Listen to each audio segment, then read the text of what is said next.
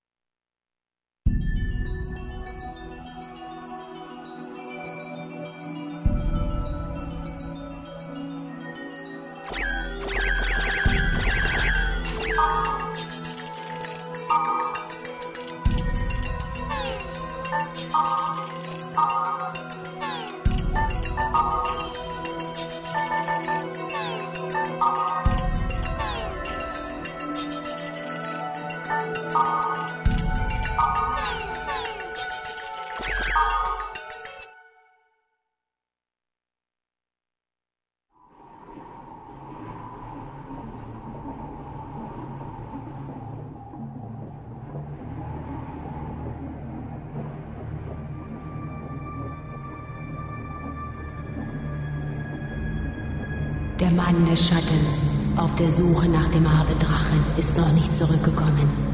Der Herd der Finsternis grollt. Helba, Königin der Finsternis, stellt schließlich ein Heer auf. Alparon, König des Lichts, grüßt sie, und sie treffen sich am Fuße des Regenbogens.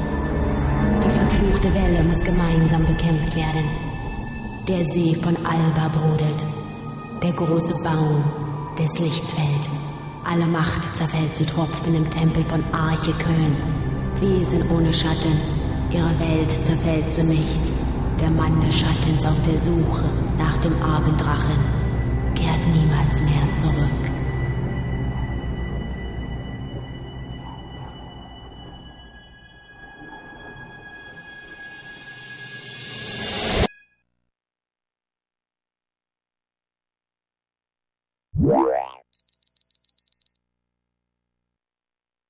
Okay, user registration is done. Now for a name. Yasuhiko's probably already there waiting for me. I'd better hurry.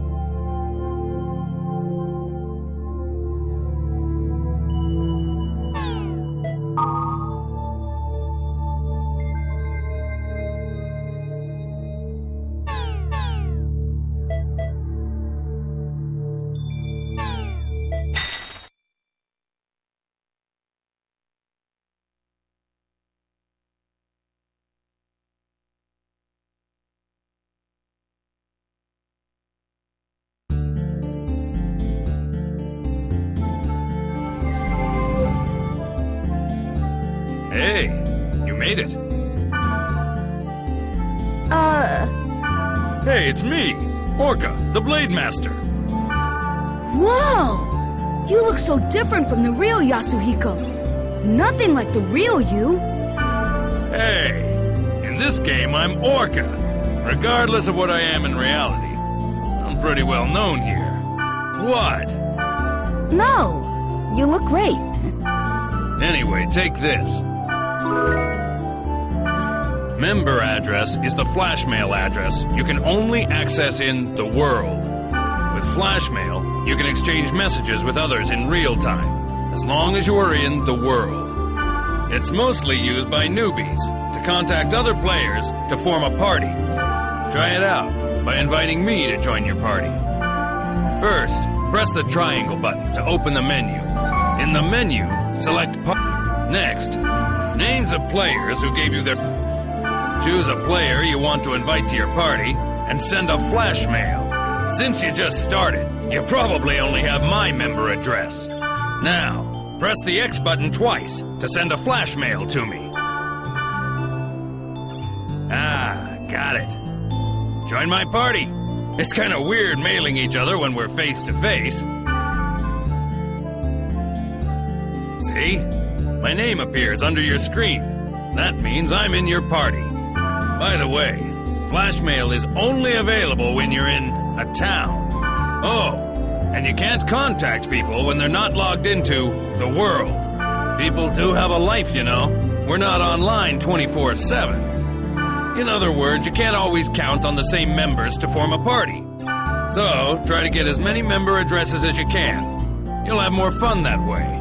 Well, how you play is up to you. But since EXP and stuff isn't divided among party members, you really don't benefit if you go solo. Okay, well, why don't we head off? There's nothing to worry about. I found a perfect place for newbies. This is the Chaos Gate, sort of transfer device that takes us from one place to another. Now, press the X button. In the world, each play zone is called an area, determined by a combination of 3 keywords. Select New Keyword. This is the keyword screen. At the top is the entry plate. You put the 3 selected keywords one by one for each part, A, B, and C. Left of the entry plate is all the keywords you have.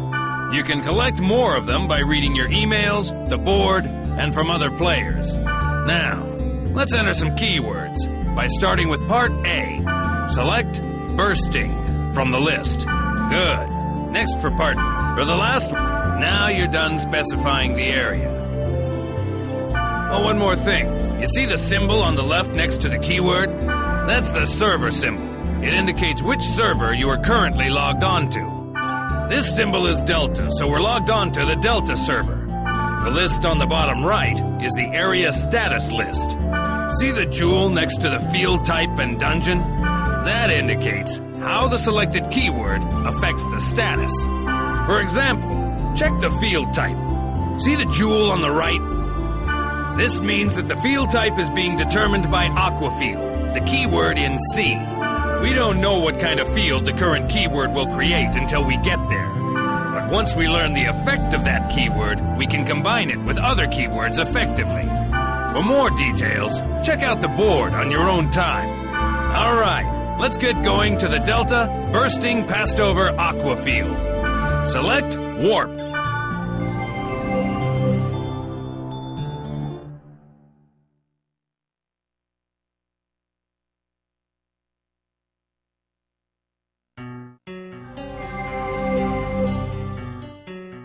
Before we get going, let me explain to you about the camera control. During the game, enemies will attack from all directions. The idea is to adjust your view quickly to see your enemy and grasp the situation. I'll explain more later, but remember, you can only use skills on targets you can see. Basically, if you don't use the camera right, you'll be dead before you know it. First, rotate the camera. Push either the L1 button or the R1 button to move the camera. Good. Next, let's zoom in and zoom out. You can zoom the camera in or out by using the right analog stick. Try it. Yeah, that... Finally, you reset the camera by pushing the R2 button. There you go. Remember, when the battle starts, constantly adjust your camera. Okay, and this is the field. It's the lowest level in the area. When you want to return to the town, press the triangle button and select Gate Out from the menu. Grassland, wilderness, and jungle are some of the field types. You can set them with keywords. The combination of field type and weather determines the area elements. For example, if it's a grassland and it's raining, that area will be a water element stage. The elements also affect the type of monsters that will appear and the items you can get.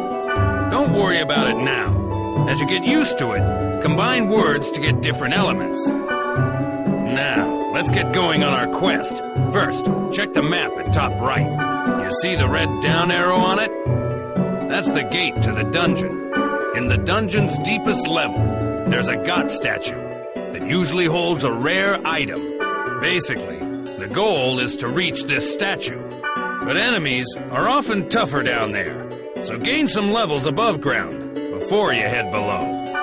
Okay, wait a sec. By using the fairy's orb, hidden data on the map becomes visible, like this. Yellow areas on the map show magic portals, where you encounter monsters and treasures. All right, how about we go pick a fight? Head for one of the magic portals.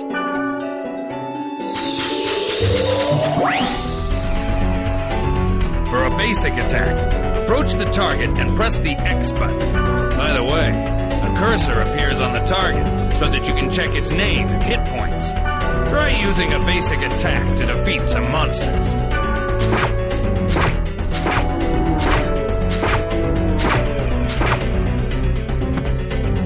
You started to get the hang of it, right? Okay, let's try using skills.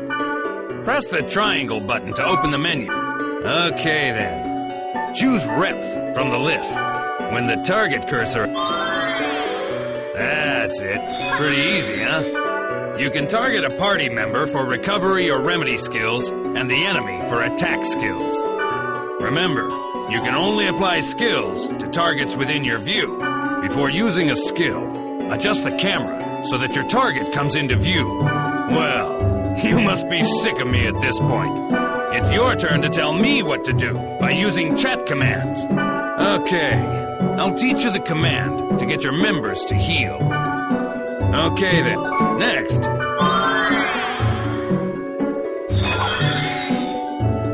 Well, it's good to be the boss, isn't it? If you use it well, you can bunch up on the enemy or give separate orders to each party member. When you add new members to the party, try various chat commands to see their effects. That's it for now. Just remember what you learned and start exploring. When you think you're ready, we'll head for the dungeon.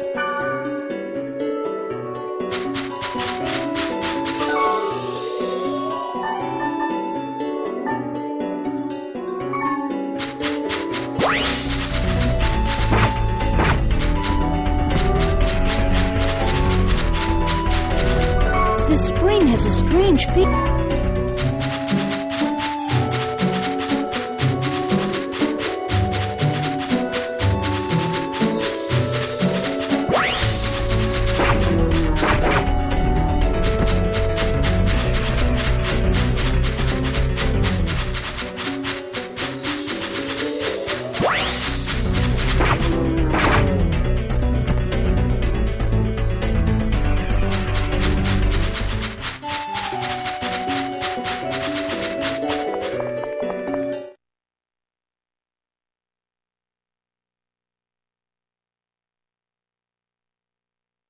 Now we can start exploring the dungeon.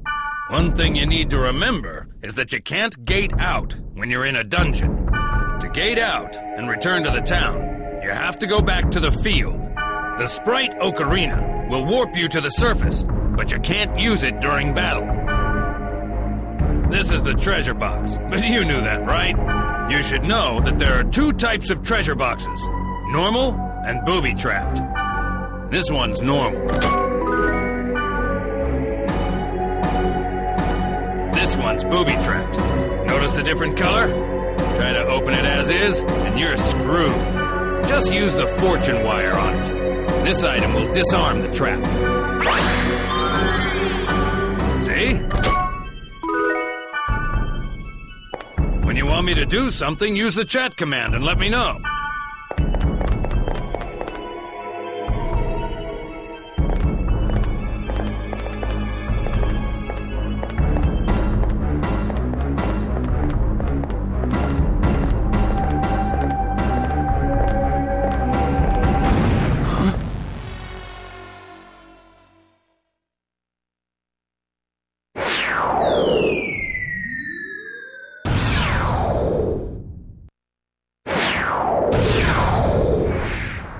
What the? Did you just see that? Yeah. Was that thing chasing her? Yeah, but something like that on this level?